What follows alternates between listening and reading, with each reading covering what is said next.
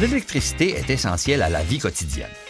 Nous utilisons l'électricité pour presque tout, des téléphones intelligents jusqu'aux voitures intelligentes. C'est durant une panne que nous réalisons dans quelle mesure nous comptons sur l'électricité. Le dispositif qui produit de l'électricité est appelé un générateur. Vous avez sans doute vu ce genre de générateur dans les quincailleries, un générateur portable qui fonctionne à l'essence. Le générateur a connu de nombreuses améliorations depuis que Michael Faraday l'a inventé en 1832. Mais le concept est assez simple. Des aimants électriques qui tournent autour d'un enroulement de fils de cuivre. Cela perturbe le champ électromagnétique et produit de l'électricité. Nous allons examiner des centrales électriques au Nouveau-Brunswick qui sont très différentes les unes des autres. Mais dans chaque centrale, vous trouverez un ou plusieurs générateurs. Certains ont la taille d'un sofa, certains ont la taille d'une voiture de train. Mais sous le capot, c'est l'idée de Michael Faraday au travail. Des aimants électriques qui tournent autour d'une bobine de cuivre, créant un champ électrique. Maintenant, voici la grande question. Comment faites-vous tourner un générateur? Il faut de l'énergie pour produire de l'électricité. Il faut également de l'énergie pour faire tourner le générateur, généralement à 3600 tours par minute ou à 60 cycles par seconde.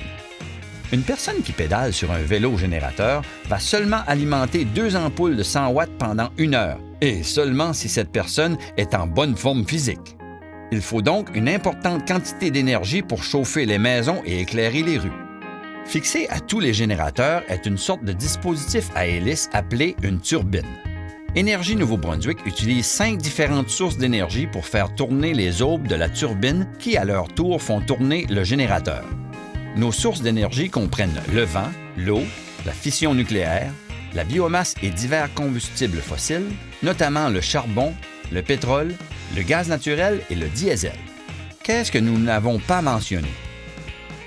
L'énergie solaire, le seul producteur d'énergie qui n'a pas besoin d'un générateur. Présentement, il n'y a pas de projet solaire à grande échelle au Nouveau-Brunswick. L'énergie marémotrice est encore au stade expérimental. Voilà 2 grands sujets que nous pourrions examiner à l'avenir.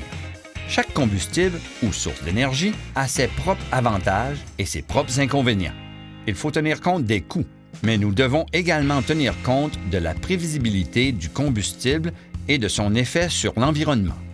Il y a des heures de pointe au courant de la journée, en particulier lors de la saison hivernale, lorsque la demande d'électricité est plus forte comparativement à 3 heures du matin, lorsque la plupart des gens dorment.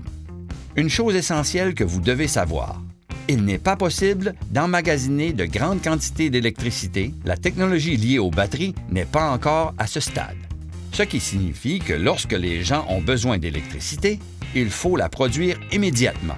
Lorsque la demande augmente, les centrales doivent réagir. Cela signifie également une demande accrue en combustible. La prévisibilité du combustible est très importante si vous voulez prendre une douche chaude à 7 heures du matin. Nous allons examiner 4 centrales au Nouveau-Brunswick afin de comprendre comment les 4 grandes sources d'énergie, le vent, l'eau, le charbon et la fission nucléaire, nous fournissent l'énergie nécessaire de façon quotidienne. En examinant ces centrales, gardons à l'esprit comment pouvons-nous faire mieux.